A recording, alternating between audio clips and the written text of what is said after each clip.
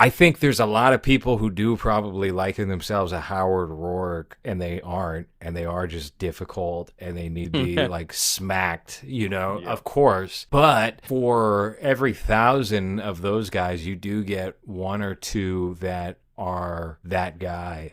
And there's something to be said about not getting in the way of that type of vision. It's kind of fitting actually that Zack Snyder I was wanted about to to say. adapt this Yeah. book. And then what happens? He winds up living that over at Warner Brothers because they raped his Justice League movie. They've called in Joss Whedon to puncture it with his tiny ginger penis and destroy his film, only for him to still, thanks to a mob of very impassioned WB Joss Whedon haters harassing these people day in and day out, you get his movie.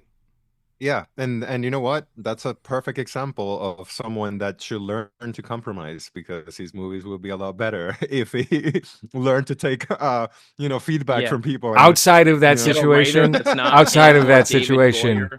maybe. With that situation, no, no, no, no, no. Do not compromise. Now, unfortunately, we get Rebel Moon and we get Army of the Hmm. Dead after that from that same playbook. But who cares?